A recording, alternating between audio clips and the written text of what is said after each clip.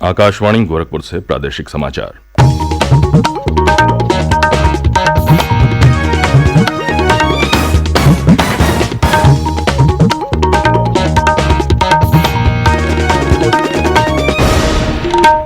नमस्कार, समाचार बुलेटिन के साथ मैं विकास राय। पहले मुख्य समाचार। राष्ट्रीय एकता दिवस के रूप में आज देश भर में मनाई जा रही है सरदार वल्लभ भाई पटेल की जयंती। प्रदेश भर में आयोजित हो रहे विविध कार्यक्रम। केंद्रीय सूचना एवं प्रसारण तथा युवा मामले और खेल मंत्री अनुराग सिंह ठाकुर ने युवाओं से स्वच्छता अभियान को आगे बढ़ाने का किया आह्वान। मुख्यमंत्री योगी आदित्यनाथ ने गोमय दीपों को अयोध्या दीपोत्सव कार्यक्रम के लिए किया रवाना। कहा, त्योहारों को पर्यावरण का बनना चाहिए आधार। और राज्य सरकार ने असंगठित क्षेत्र के कर्मकारों के कल्याण के लिए मुख्यमंत्री जन आरोग्य योजना लागू करने का किया फैसला।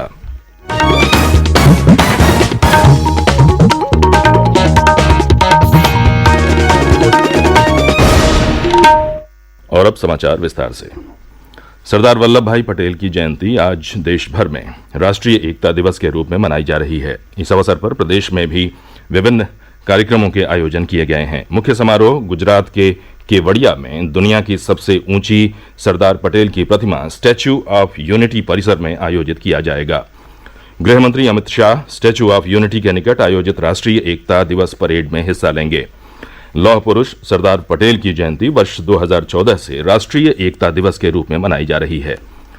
मुख्यमंत्री योगी आदित्यनाथ ने प्रदेशवासियों को राष्ट्रीय एकता दिवस पर शुभकामनाएं दी हैं। उन्होंने कहा कि भारत की एकता और अखंडता के लिए आजीवन समर्पित रहने वाले लौह पुरुष सरदार वल्लभ भाई पटेल की जयंती पर राष्ट्रीय एकता दिवस के रूप में मनाया जाने वाला यह दिवस हमें शांति, सौहार्द, सहकार और बंधुत्व की भावना के साथ रहने की प्रेरणा देता है। उन्होंने कहा कि एक भारत श्रेष्ठ भारत के निर्माण में सरदार पटेल का विराट योगदान सदैव स्मरणीय रहेगा। सरदार पटेल की जयंती पर होने वाले आयोजनों के लिए मंडलायुक्तों, जिलाधिकारियों, पुलिस आयुक्तों और जिला पुलिस प्रमुखों को जरूरी दिशा निर्देश जारी किए हैं। इस साल आजादी का अमृत महोत्सव के साथ वल्लभ भाई पटेल की जयंती को पहले की भांति राष्ट्रीय एकता दिवस के रूप में भव्यता और गरिमा पूर्वक मनाया जाएगा। मुख्य सचिव राजेंद्र कुमार तिवारी ने बताया कि कोविड-19 के प्रोटोकॉल का पालन करते हुए इस मौके पर शपथ ग्रहण कार्यक्रम प्रदेश पुलिस और अन्य बलों तथा एजेंसियों द्वारा संयुक्त रूप से मार्च पास्ट, प्राथमिक और माध्यमिक विद्यालयों में छात्रों द्वारा प्रभात फेरी, रैली और महाविद्यालयों में सरदार पटेल के व्यक्तित्व और कृतित्व के बारे में निबंध, वाद विवाद प्रतियोगिता तथा भाषण प्रतियोगिताओं का आयोजन कराया जाएगा। विभिन्न सांस्कृतिक कार्यक्रमों के साथ साथ राष्ट्र के लिए दौड़ का आयोजन भी कराया जाएगा। केंद्रीय सूचना एवं प्रसारण तथा युवा मामले और खेल मंत्री अनुराग सिंह ठाकुर ने युवाओं से स्वच्छता अभियान से जुड़कर इसे आगे बढ़ाने का आह्वान किया है। उन्होंने कहा कि स्वच्छ भारत कार्यक्रम का लक्ष्य देश को स्वच्छ बनाना ही नहीं बल्कि अपने आसपास के वातावरण को साफ सुथरा रखने के लिए लोगों की मानसिकता को बदलना है। श्री ठाकुर कल अयोध्या में डॉक्टर राम मनोहर लोहिया अवध विश्वविद्यालय में स्वच्छ भारत अभियान पर आयोजित गोष्ठी को संबोधित कर रहे थे। ये गोष्ठी आजादी का अमृत महोत्सव के क्रम में आयोजित की गई थी। उन्होंने कहा कि हम देश की आजादी के लिए अपना बलिदान नहीं दे पाए, लेकिन देश की स्वच्छता के लिए योगदान तो कर ही सकते हैं। श्री ठाकुर ने कहा कि राज्य सरकार प्रदेश को अपराधी मुक्त बना रही है और युवाओं के लिए अब प्रदेश को कचरा मुक्त बनाने का सही समय आ गया है। उन्होंने कोविड संक्रमण के प्रसार को कामयाबी के साथ नियंत्रित करने के लिए राज्य सरकार की सराहना की। मीडिया से बातचीत करते हुए श्री ठाकुर ने कहा कि प्रदेश का युवा अपनी प्रतिभा के बल पर देश को आगे बढ़ा रहा है। उत्तर प्रदेश का युवा पहले भी देश भर के कोने कोने अपनी प्रतिभा के दम पर देश को आगे बढ़ाने के लिए और भारत के निर्माण में, राष्ट्र निर्माण में लगा है। योगी जी की सरकार आने के बाद जहां एक और 4.5 लाख से ज्यादा रोजगार सरकारी क्षेत्र में देने का काम हो या फिर यहां पर स्वरोजगार के अवसर पैदा करने की बात हो, ईज ऑफ डूइंग बिजनेस में दूसरे नंबर पर उत्तर प्रदेश का अपने आना एक बहुत लंबी छलांग है। अयोध्या प्रवास के दौरान श्री ठाकुर ने मंडल के उदीयमान खिलाड़ियों से मुलाकात की और उन्हें सम्मानित भी किया। इस अवसर पर प्रदेश के खेल और युवा कार्य मंत्री उपेंद्र तिवारी भी मौजूद थे। ये प्रादेशिक समाचार आप आकाशवाणी गोरखपुर से सुन रहे हैं। ये समाचार बुलेटिन हमारे YouTube channel AIR news Gorakhpur और ट्विटर हैंडल AIR News_GKP पर भी उपलब्ध है। मुख्यमंत्री योगी आदित्यनाथ ने कल अपने लखनऊ स्थित आवास से अयोध्या के दीपोत्सव कार्यक्रम में प्रज्वलन के गोमय दीपों को अयोध्या ले जाने वाले वाहन को हरी झंडी दिखाकर रवाना किया। इस अवसर पर श्री योगी ने पर्व और त्योहारों को पर्यावरण की सुरक्षा को ध्यान में रखते हुए मनाए जाने का आह्वान किया। उन्होंने कहा कि पर्व और त्योहार पर्यावरण संरक्षण का आधार बनने चाहिए। इस अवसर पर गोमय दीपों को लेकर आए केंद्रीय पशुपालन मंत्री पुरुषोत्तम रूपाला के प्रतिनिधि आनंद साहू ने कहा कि प्रधानमंत्री नरेंद्र मोदी ने देश में वोकल फॉर लोकल का क्रांतिकारी अभियान शुरू किया है। इस कड़ी में अयोध्या में दीपोत्सव कार्यक्रम के लिए 1 लाख गोमय दीप भेजे जा रहे हैं। उन्होंने कहा कि दीपोत्सव के जरिए न सिर्फ रोजगार में बढ़ोतरी होगी बल्कि पर्यावरण संरक्षण को बल मिलेगा।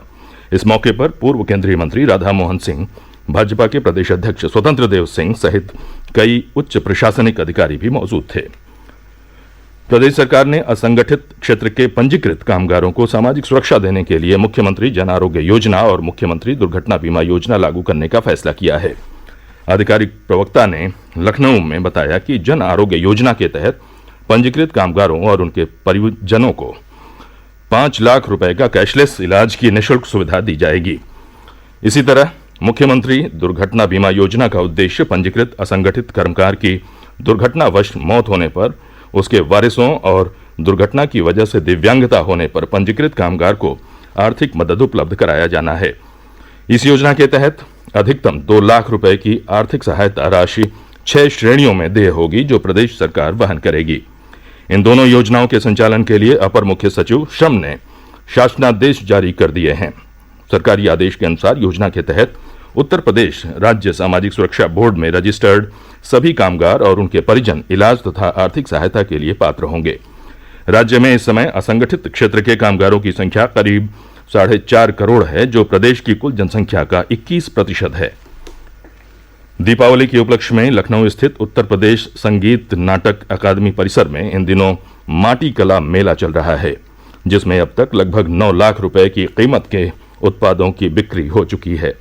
इस मेले में मिर्जापुर, आजमगढ़, उन्नाव, लखनऊ, अयोध्या, कानपुर, गोरखपुर, बुलंदशहर समेत कई जिलों के शिल्पकारों द्वारा मिट्टी से बने सामानों का प्रदर्शन और बिक्री की जा रही है।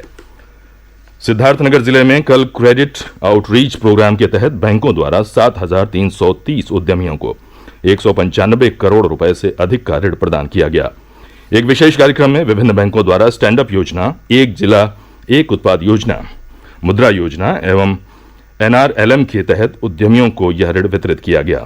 इस अवसर पर डुमरियागंज के सांसद जगदम्बिका पाल व प्रदेश के स्वास्थ्य मंत्री जयप्रताप सिंह भी उपस्थित रहे। कार्यक्रम को संबोधित करते हुए सांसद जगदम्बिका पाल ने कहा कि जिले में आज के समय में क्रेडिट सुविधा बढ़ाए जाने की जरूरत है, जिससे लोगों को स्वरोजगार के साथ साथ रोजगार सृजन में भी सफलता हासिल हो सके। और अंत में मुख्य समाचार एक बार फिर सुन लीजिए। राष्ट्रीय एकता दिवस के रूप में आज देश भर में मनाई जा रही है सरदार वल्लभ भाई पटेल की जयंती। प्रदेश भर में आयोजित हो रहे विविध कार्यक्रम। केंद्रीय सूचना एवं प्रसारण तथा युवा मामले और खेल मंत्री अनुराग सिंह ठाकुर ने युवाओं से स्वच्छता अभियान को आगे बढ़ाने का किया आह्वान। मुख्यमंत्री योगी आदित्यनाथ ने गोमय दीपों को अयोध्या दीपोत्सव कार्यक्रम के लिए किया रवाना। कहा, त्योहारों को पर्यावरण का बनना चाहिए आधार। और राज्य सरकार ने असंगठित क्षेत्र के कर्मकारों के कल्याण के लिए मुख्यमंत्री जन आरोग्य योजना लागू करने का किया फैसला। इसी के साथ प्रादेशिक समाचारों का ये बुलेटिन यहीं समाप्त हुआ। नमस्कार।